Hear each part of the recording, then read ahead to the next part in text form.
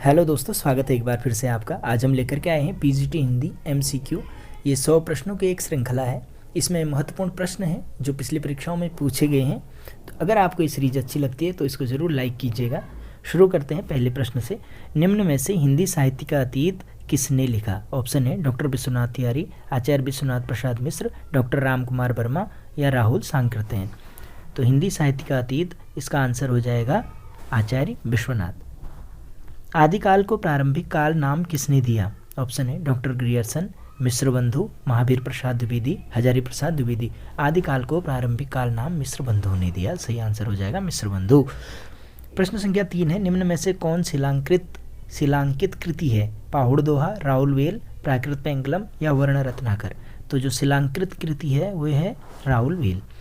शालिभद्र सूरी की रचना का नाम है? नेमिनाथ राज, भारतेश्वर बाहुबली राज, सुमति गणराज या जयमयंक जस चंद्रिका। तो शालिभद्र सूरी की रचना है भरतेश्वर बाहुबली राज। अगला प्रश्न है। अमीर खुसरो किस नाम से जाने जाते थे? ऑप्शन है तूतिए हिंद, तोताए हिंद, सितारे हिंद या सर हिंद। सही आंसर हो जाएगा तूतिए हिंद नाम से अमीर खुसरो को जाना जाता था। प्रश्न संख्या 6 है। आदिकाल को बीज वपन काल नाम किसने दिया? ऑप्शन है आचार्य विश्वनाथ प्रसाद मिश्र, आचार्य रामचंद्र शुक्ल, आचार्य महावीर प्रसाद द्विवेदी, आचार्य भगीरथ मिश्र। तो आदिकाल को बीज वपन काल हमारे आचार्य महावीर प्रसाद द्विवेदी जी ने कहा था। तो सही आंसर हो जाएगा आचार्य महावीर प्रसाद द्विवेदी। प्रश्न संख्या 7 है। देसिल बना सब जन मिठा, यह प्रसिद्ध उक्ति किसने कही? ऑप्शन है विद्यापति, अमीर खुसरो, अब्दुल रहमान या कवि गंग। तो देसिल बना सब जन मिठा, यह प्रसिद्ध उक्ति है विद्यापति जी की। सही आंसर हो जाएगा विद्यापति। उपदेश रसायन के रचयिता कौन है? उपदेश रसायन के रचयिता जिन्नदत्त सूरी, जिन्नधर्म सूरी, शालिभद्र सूरी या धनपाल। तो उपदेश रसायन के रचयिता हैं जिन्नदत्त सूरी। सही आंसर हो जाएगा जिन्नदत्त सूरी। प्रश्न संख्या 9 है। निम्न में से किस कवि को अपभ्रंश का वाल्मीकि कहा जाता है? सरहपा, पुष्पदंत, स्वयंभू अथवा हेमचंद्र को। तो अपभ्रंश का वाल्मीकि कहा जाता है स्वयंभू को। सही उत्तर हो जाएगा स्वयंभू। प्रश्न संख्या 10 है। किस कवि को अभिनव जयदेव नाम से जाना जाता है? ऑप्शन है विद्यापति, भवभूति, नरसिंह मेहता या रविदास। तो अभिनव जयदेव के नाम से विद्यापति को जाना जाता है। सही आंसर हो जाएगा विद्यापति। प्रश्न संख्या 11 है। निम्न में से कौन सी रचना व्याकरण ग्रंथ है? कीर्ति पताका, चर्यापद, उक्ति व्यक्ति प्रकरण या वर्ण रत्नाकर। तो व्याकरण ग्रंथ पूछा गया तो उक्ति व्यक्ति प्रकरण दामोदर कवि का है। ये व्याकरण ग्रंथ है उक्त व्यक्ति प्रकरण। प्रश्न संख्या 12 है। प्रबंध चिंतामणि के रचयिता का नाम क्या है? दामोदर पंडित, आशुक कवि, रोड़ा कवि या मेरुतुंग। तो प्रबंध चिंतामणि के रचयिता हैं मेरुतुंग। सही उत्तर हो जाएगा मेरुतुंग। प्रश्न संख्या 13 है। वल्लभाचार्य द्वारा रचित ग्रंथ का नाम है? सिद्धांत संग्रह, अध्यात्म रामायण, महाभाष्य या अणुभाष्य। तो वल्लभाचार्य जी द्वारा रचित ग्रंथ का नाम है अणुभाष्य। सही उत्तर हो जाएगा अणुभाष्य। प्रश्न संख्या 14 है। विज्ञान गीता की रचना किसने की? ऑप्शन है व्यास जी, बाल गंगाधर तिलक, केशवदास अथवा चिंतामणि। तो विज्ञान गीता की जो रचनाकार हैं वह है केशवदास। सही उत्तर हो जाएगा केशवदास। प्रश्न संख्या 15 है। खेट कौतुकम किसकी रचना है? ऑप्शन है रहीम, रसखान, कवि गंग या दादू दयाल। तो खेट कौतुकम है रहीमदास जी की रचना। गोकुलनाथ की रचना का नाम है? 84 वैष्णवन की वार्ता, भक्तमाल, छिताई वार्ता या गोसाई चरित। तो गोकुलनाथ जी की रचना है 84 वैष्णवन की वार्ता। प्रश्न संख्या 17 है। रुद्र संप्रदाय की स्थापना किसने करी? ऑप्शन है रुद्रस्वामी, श्री स्वामी, विष्णु स्वामी या निम्बार्काचार्य। तो रुद्र संप्रदाय की स्थापना विष्णु स्वामी जी ने करी। प्रश्न संख्या 18 है। प्रभु जी तुम चंदन हम पानी, इस पंक्ति के रचनाकार हैं? ऑप्शन है चंदन दास, मल्लूक दास, नानक या संत रैदास। तो प्रभु जी तुम चंदन हम पानी, यह संत रैदास की पंक्ति है। प्रश्न संख्या 19 है। केशव कही न जाय का कहिए, यह पंक्ति किस कवि की है? ऑप्शन है केशवदास, कबीरदास, तुलसीदास या नरहरिदास। तो जो यह पंक्ति है केशव कही न जाय का कहिए, यह तुलसीदास जी की पंक्ति है। प्रश्न संख्या 20 है। अंगद पैज की रचना किसने की? ऑप्शन है नाभादास, धरणीदास, ईश्वरदास या मल्लूकदास। तो जो अंगद पैज रचना है यह ईश्वरदास की रचना है। प्रश्न संख्या 21 है। रामानुजाचार्य ने किस दर्शन का प्रतिपादन किया? ऑप्शन है अद्वैतवाद, शुद्धाद्वैतवाद, विशिष्टाद्वैतवाद या फिर द्वैतवाद। तो रामानुजाचार्य जी का जो दर्शन है वह है विशिष्टाद्वैतवाद। प्रश्न संख्या 22 है। राधा वल्लभ संप्रदाय का प्रवर्तन किसने किया? ऑप्शन है वल्लभाचार्य, माधवाचार्य, हित हरिवंश या फिर सूरदास। तो राधा वल्लभ संप्रदाय का प्रवर्तक कौन है? हित हरिवंश है। प्रश्न संख्या 23 है कबीर किस शासक के समकालीन थे? ऑप्शन है हुमायूं, अकबर, सिकंदर लोदी या बहादुर शाह जफर। तो कबीर सिकंदर लोदी के समकालीन थे। प्रश्न संख्या 24 है प्रेम को पंथ कराल महा तरवार की धार पे धावनो है। इस पंक्ति के रचयिता हैं आलम, मतीराम, घनानंद या बोधा। तो प्रेम को पंथ कराल महा तलवार की धार पे धावनो है, यह बोधा की पंक्ति है। प्रश्न संख्या 25 है शिवराज भूषण ग्रंथ में कितने विवेचन, क्षमा करें, शिवराज भूषण ग्रंथ में किसका विवेचन मिलता है? रस का, ध्वनि का, अलंकार का अथवा औचित्य का।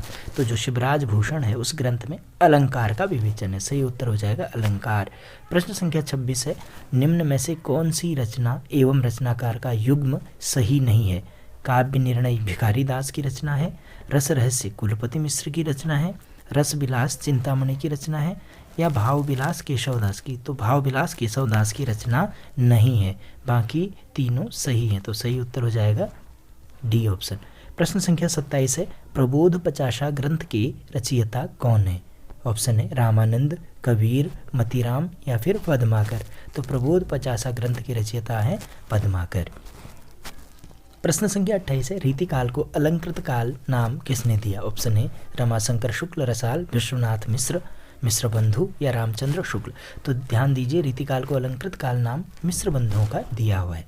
निम्न में से किस कवि ने सतसई की रचना नहीं की? प्रश्न संख्या 29 है सतसई की रचना किसने नहीं करी? मतीराम, सेनापति, बिहारी या वृंद।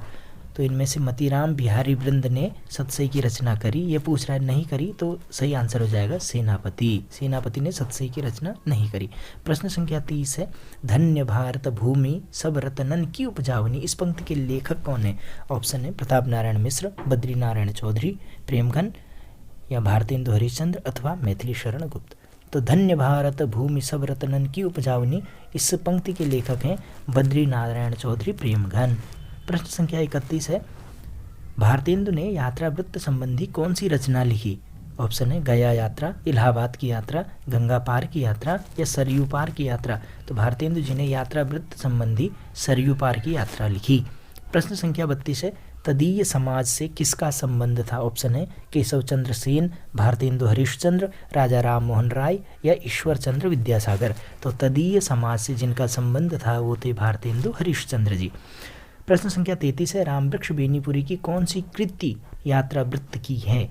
ऑप्शन है सागर की लहरों पर, अप्रवासी की यात्राएं, पैरों में पंख बांधकर या मेरी यूरोप यात्रा। तो जो रामवृक्ष बेनीपुरी की यात्रा वृत्त कृति है वह है पैरों में पंख बांधकर। प्रश्न संख्या 34 है निम्न में से कौन सी रचना एवं उसके रचनाकार का युग्म सही नहीं है?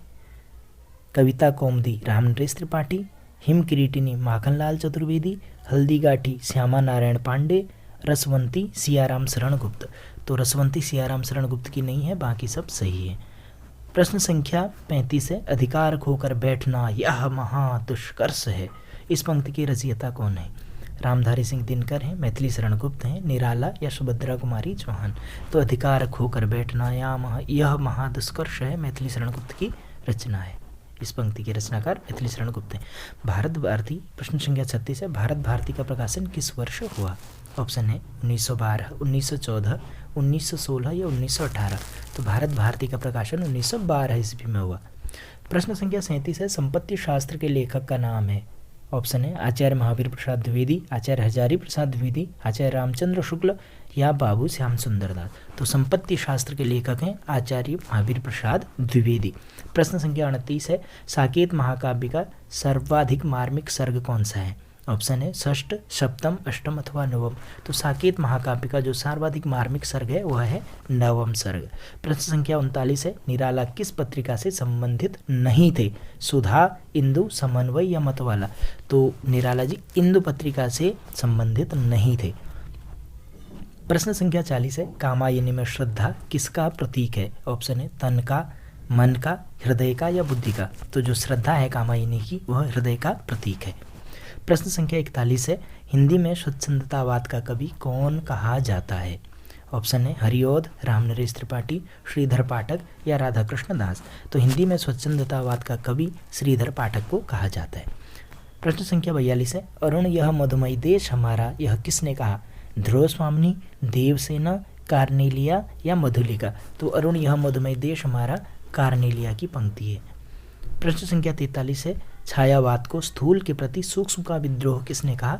ऑप्शन है जयशंकर प्रसाद, महादेवी वर्मा, नंद दुलारी वाजपेयी या डॉक्टर नगेंद्र। तो छायावाद को स्थूल के प्रति सूक्ष्म का विद्रोह कहा डॉक्टर नगेंद्र ने।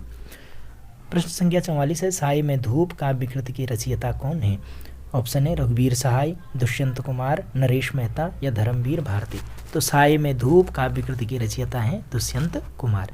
प्रश्न संख्या 45 है, साखी किस कवि का काव्य संग्रह है? ऑप्शन है केदारनाथ सिंह, कुंवर नारायण, मलयज या विजय देव नारायण शाही।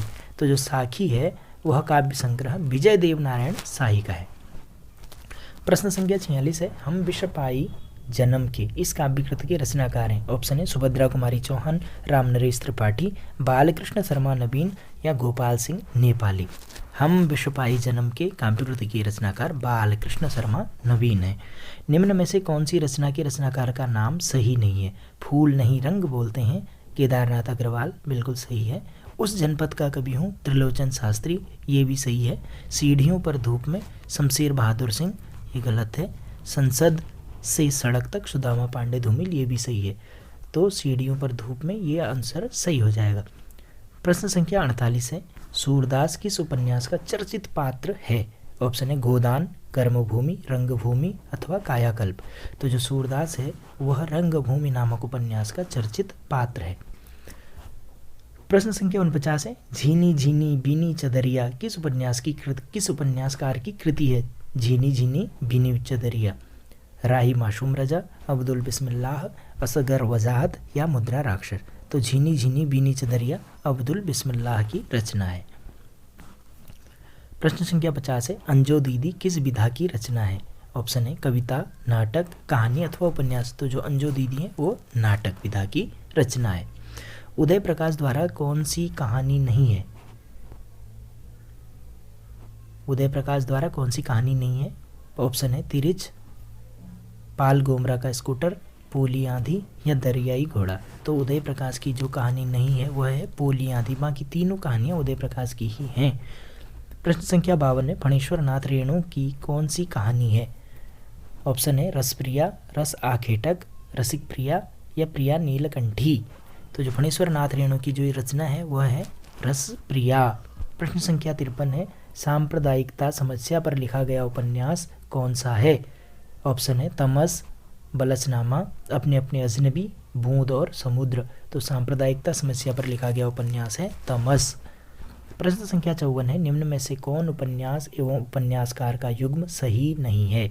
महाभोज मन्नू भंडारी की है, सही है। आवा चित्रा मुदगल का, यह भी सही है। तत्सम राजी सेठ का, यह भी सही है।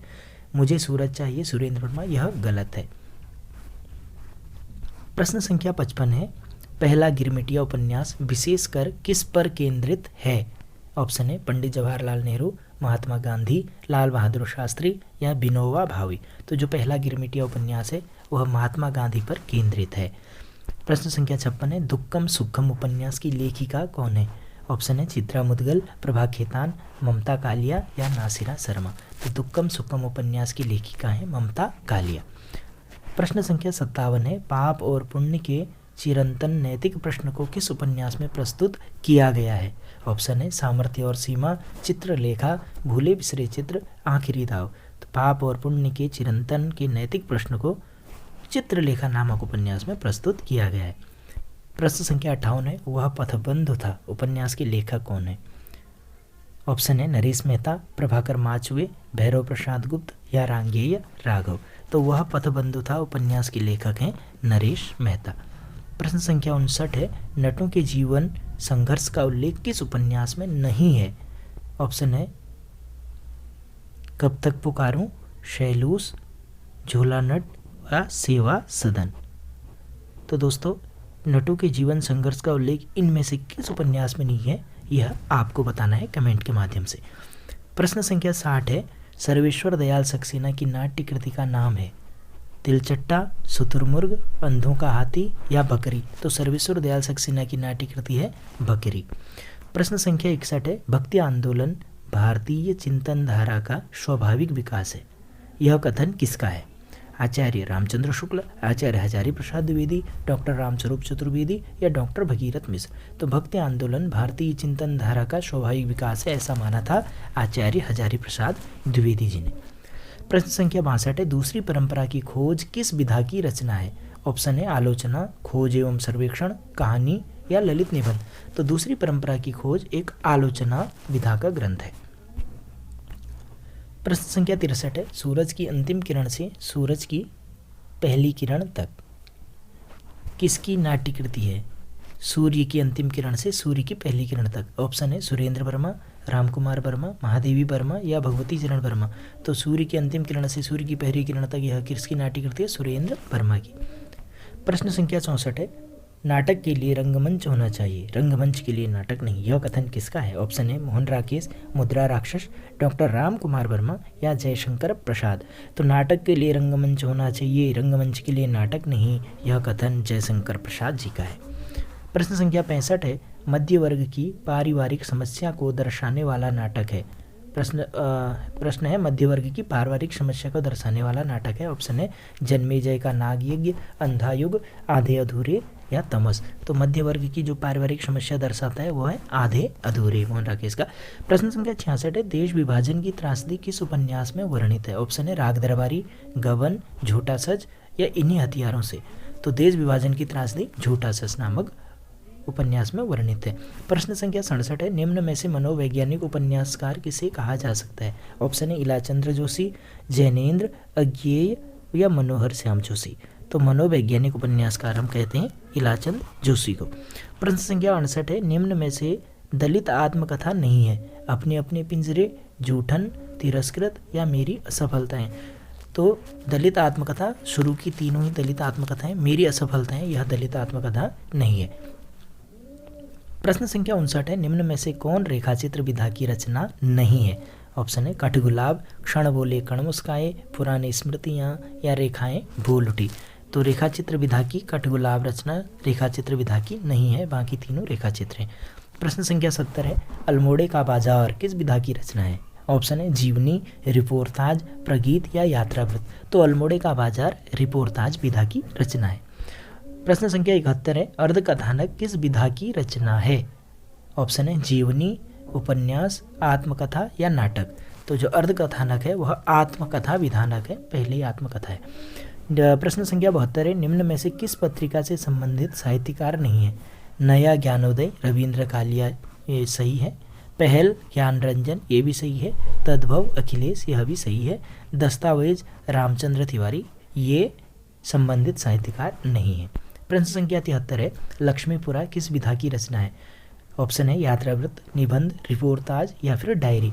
तो जो लक्ष्मीपुरा है वह रिपोर्ताज विधा की रचना है। प्रश्न संख्या 74 है, वागर्थ पत्रिका कहाँ से प्रकाशित होती थी? ऑप्शन है मुंबई, वाराणसी, नई दिल्ली या फिर कोलकाता। तो जो वागर्थ पत्रिका थी वह कोलकाता से प्रकाशित होती थी। अकाल पुरुष गांधी किसने इस जीवनी की रचना करी? प्रश्न संख्या 75 है, अकाल पुरुष गांधी किसने इस जीवनी की रचना करी? ऑप्शन है जैनेन्द्र, अज्ञेय, डॉक्टर देवराज या प्रभाकर माचवे। तो अकाल पुरुष गांधी जीवनी की रचना जैनेन्द्र ने करी। प्रश्न संख्या 76 है, निम्नलिखित में द्वंद्व समास बतलाइए। शोकाकुल, सर्वोत्तम, वीर पुरुष, पाप पुण्य। तो द्वंद्व समास हो जाएगा पाप पुण्य में, 4 थे द्वंद्व। प्रश्न संख्या 77, निम्न में से कौन वारणिक छंद है? ऑप्शन है दोहा, चौपाई, सवैया या रोला। तो इनमें से सवैया वारणिक छंद है, सही उत्तर हो जाएगा सवैया। प्रश्न संख्या 78 है, परमानंद शब्द में कौन सा समास है? ऑप्शन है तत्पुरुष, द्वंद्व, कर्मधारय या बेभाव। परमानंद में समास होगा कर्मधारय।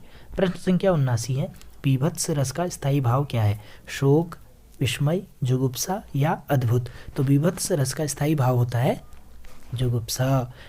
प्रश्न संख्या 80 है, निम्न में से कौन अर्थालंकार है? ऑप्शन है श्लेष, यमक, वक्रोक्ति या रूपक। तो अर्थालंकार है रूपक अलंकार, अर्थालंकार है। प्रश्न संख्या 81 है, वीर रस का स्थायी भाव है। ऑप्शन है शोक, भय, उत्साह या निर्वेद। बी रस का स्थायी भाव होता है उत्साह। प्रश्न संख्या 82 है, समर्थ थे जड़ या चेतन सुंदर साकार बना था, चेतनता एक विलसती आनंद अखंड घना था। इन पंक्तियों में कौन सा रस है? ऑप्शन है श्रृंगार रस, करुण रस, शांत रस या भयानक रस। तो इन पंक्तियों में है शांत रस। समरस थे जड़ या चेतन सुंदर साकार बना था, चेतनता एक विलसती आनंद अखंड घना था, शांत रस। प्रश्न संख्या 83 है, पंचवटी शब्द में कौन सा समास है? ऑप्शन है कर्मधारय, द्विगु, अव्ययीभाव अथवा तत्पुरुष। तो पंचवटी शब्द में है द्विगु समास। प्रश्न संख्या 84 है, बिनु पग चले सुने बिनु काना, इसमें कौन सा अलंकार है? असंगति, श्लेष, रूपक या वक्रोक्ति। तो बिनु पग चले सुने बिनु काना में असंगति अलंकार है। प्रश्न संख्या 85 है, निम्न में अर्ध स्वर कहलाता है। ऑप्शन है य, म, र अथवा ल। तो अर्ध स्वर क्या कौन कहलाता है? य और वो कहलाते हैं। ऑप्शन में य है तो सही उत्तर हो जाएगा अर्ध स्वर य। प्रश्न संख्या 86 है, बिहारी हिंदी की बोली का नाम है मगही, बघेली, छत्तीसगढ़ी या बुंदेली। तो जो मगही बोली है वह बिहारी हिंदी के अंतर्गत आती है। प्रश्न संख्या 87 है, पश्चिमी हिंदी में कौन बोली है? ऑप्शन है मगही, कन्नौजी, मैथिली या अवधी। तो इनमें से जो कन्नौजी है वह पश्चिमी हिंदी की बोली है। प्रश्न संख्या 88 है, राजभाषा आयोग के प्रथम अध्यक्ष कौन थे? ऑप्शन है बाल गंगाधर तिलक, मुंशी आयंगर या बाल गंगाधर खेर अथवा काका साहब कालेलकर। तो राजभाषा आयोग के प्रथम अध्यक्ष जो थे वह थे बाल गंगाधर खेर। प्रश्न संख्या 89 है, संविधान के किस अनुच्छेद के अंतर्गत हिंदी को संघ की राजभाषा का दर्जा मिला? अनुच्छेद 343, अनुच्छेद 344, अनुच्छेद 345 या अनुच्छेद 346। तो संविधान के अनुच्छेद 343 के अंतर्गत ही हिंदी को संघ की राजभाषा का दर्जा मिला था। प्रश्न संख्या 90, भाषा की सार्थक लघुत्तम इकाई क्या है? शब्द, पद, ध्वनि अथवा वाक्य। तो भाषा की सार्थक लघुत्तम इकाई कहलाती है शब्द। प्रश्न संख्या 91 है, महाप्राण ध्वनियाँ व्यंजन वर्ग में किससे संबंधित हैं? ऑप्शन है पहला दूसरा, दूसरा तीसरा, दूसरा चौथा या पहला चौथा। तो जो महाप्राण ध्वनियाँ होती हैं वह होती हैं दूसरी और चौथी। पहला और तीसरा अल्प प्राण होता है। प्रश्न संख्या 92 है, ब्रज भाषा का क्षेत्र कौन नहीं है? ऑप्शन है धौलपुर, सरगुजा, मथुरा या आगरा। तो ब्रज भाषा का क्षेत्र नहीं है सरगुजा, बाकी तीनों जगह ब्रज भाषा बोली जाती है। प्रश्न संख्या 93 है, अहेतुकी का शब्द रूप है। ऑप्शन है अहितकी, अहितुकी, वेतुकी या अभितुकी। क्षमा करें, अहेतुकी का शुद्ध रूप पूछा जा रहा है तो इसमें सही आंसर हो जाएगा आंसर बी, अहेतुकी शुद्ध रूप हो जाएगा। प्रश्न संख्या 94 है, किस शब्द में आ उपसर्ग नहीं है? ऑप्शन है आजन्म, आगमन, आकर्षण, आकर्षक या आदरणीय। तो आ उपसर्ग नहीं है आदरणीय में, बाकी तीनों में आ उपसर्ग है। प्रश्न संख्या 95 है, जगन्नाथ में कौन सी संधि है? ऑप्शन है वृद्धि संधि, यण संधि, स्वर संधि या व्यंजन संधि। तो जगत धननाथ यहाँ पर हो जाएगी व्यंजन संधि। प्रश्न संख्या 96 है, उद्योग का संधि होगा उत्धन योग, उद्धन योग, उद्धन योग या उत्धन अयोग। तो उद्योग का सही संधि विच्छेद हो जाएगा उत्धन योग। प्रश्न संख्या 97 है, निम्न में से प्रत्यय रहित शब्द है। ऑप्शन है दर्शनीय, दुर्गुण, भिक्षुक या कर्तव्य। तो इनमें से जो दुर्गुण है वो प्रत्यय रहित शब्द है। प्रश्न संख्या 98 है, अथवा व्याकरण की दृष्टि है संधि, उपसर्ग, अन्वय या अव्यय। जो अथवा है वह व्याकरण की दृष्टि में क्या है? तो सही आंसर हो जाएगा अथवा एक अव्यय है। प्रश्न संख्या 99 है, प्रत्येक का संधि विच्छेद होगा प्रत्यधन एक, प्रतिधन एक, प्रतिधन एक या प्रत्यधन एक। तो प्रत्येक का संधि विच्छेद हो जाता है प्रतिधन एक। प्रश्न संख्या 100 है, आज का अंतिम प्रश्न है, घोटक का तद्भव रूप क्या है? हई, अश्व, घोड़ा या तुरंग। तो जो घोटक है यह संस्कृत का है, इसका तद्भव रूप होता है घोड़ा। तो दोस्तों आज की सीरीज 100 प्रश्नों की यहाँ पर समाप्त होती है। अगर आपको ये वीडियो अच्छा लगा तो इसको लाइक ज़रूर कीजिएगा, शेयर कीजिएगा और इसी प्रकार की हम सीरीज़ें और भी लाते रहेंगे। और इसमें जो भी हमसे त्रुटियाँ हुई, यहाँ पर कोई भी सर्वे सर्वा नहीं है, इसलिए आप कमेंट सेक्शन में ज़रूर लिखिएगा। धन्यवाद।